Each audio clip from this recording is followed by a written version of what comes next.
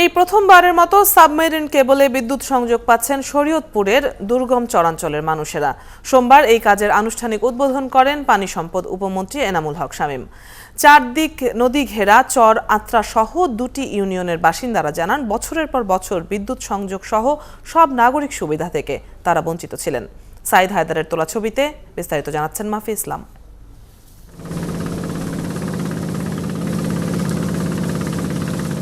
80-র দশকে শরীয়তপুরের বহু পরিবারের মতো পদ্মা কেটেছিল রোজিনা আক্তারের বাড়িঘর। বাবা মায়ের হাত ধরে তখন তিনি পাড়ি দেন জেলার মূল ভূখণ্ড থেকে 50 কিলোমিটার উত্তরের দুর্গম চর আত্রায়। সেখানে মাথা গোঁজার ঠাঁই হয় ঠিকই, তবে গত 40 বছরেও দেখা পাননি বিদ্যুতের আলো থেকে শুরু করে কোনো ধরনের নাগরিক সুবিধা। তবে এবার ঘুচতে চলেছে রোজিনাদের কষ্ট। যে পদ্মা কেড়েছে ভিটেমাটি, তার তলদেশ দিয়েই সাবমেরিন কেবলের মাধ্যমে বিদ্যুৎ সংযোগ পৌঁছে যাবে দুর্গম এই চরে। বিদ্যুৎ না থাকলে দেখা যাইতেছে অনেক রোদের তো খুব তাপ, আর অনেক সমস্যা হয়, যেমন ধরেন গরমে অন্ধকারে থাকতে হয়। তারপরে ছেলেমেয়ের লেখাপড়া তো সমস্যা হয়, যেহেতু কপির আলোতে তো হয় না, মোম জ্বালায় চলে না। শুধু চর আত্রা নয়, এই বিদ্যুৎ সংযোগ একই সাথে আলোকিত করবে পাশের 2টি ইউনিয়ন চর নোয়াপাড়া ও কাছিকাটাতেও।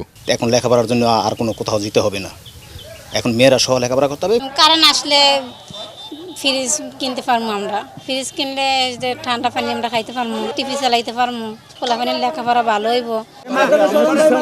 এই কাজের উদ্বোধন করে পানি সম্পদ উপমন্ত্রী এনামুল হক শামীম জানান, আগামী রোজার ঈদের আগেই বিদ্যুৎ বাতি জ্বলবে, আর সেপ্টেম্বরের মধ্যেই শেষ হবে পুরো প্রকল্পের কাজ। শরীয়তপুরের চরাত্রা, নওপাড়া, কাছিকাটা, কুন্ডের চর এবং মতরুলের 2টি ইউনিয়নে আমরা বিদ্যুতের লাইন নিয়ে আসছি এবং আমরা আশা করি সেপ্টেম্বরের মধ্যে এই অঞ্চলগুলো বিদ্যুতায়ন হবে। বিদ্যুৎ সংযোগ এলে পর্যায়ক্রমে এখানে কৃষি পণ্য সংরক্ষণের জন্য কোল্ড স্টোরেজ, স্কুল, কলেজ ও আধুনিক হাসপাতাল তৈরি করার আশ্বাস দেন এনামুল হক শামীম। সূর্যালোকে যতটাই আলো ঝলমলে, রাতে নেমে আসে ঠিক ততটাই অন্ধকার। এটাই চর আত্রা, নওপাড়া এবং কাছিকাটা এই 3 ইউনিয়নের 40,000 মানুষের 40 বছরের ইতিহাস। নদী বেষ্টিত হয় সমাজের মূল ভূখণ্ড থেকে যেমন বিচ্ছিন্ন, তেমনই বঞ্চিত সকল নাগরিক সুবিধা হতে। তবে বিদ্যুৎ সংযোগ চালু হলে দূর হবে এই 40,000 মানুষের জীবনের সেই 40 বছরের দুঃখগাথা। মাফি ইসলাম, 71, চর আত্রা, শরীয়তপুর।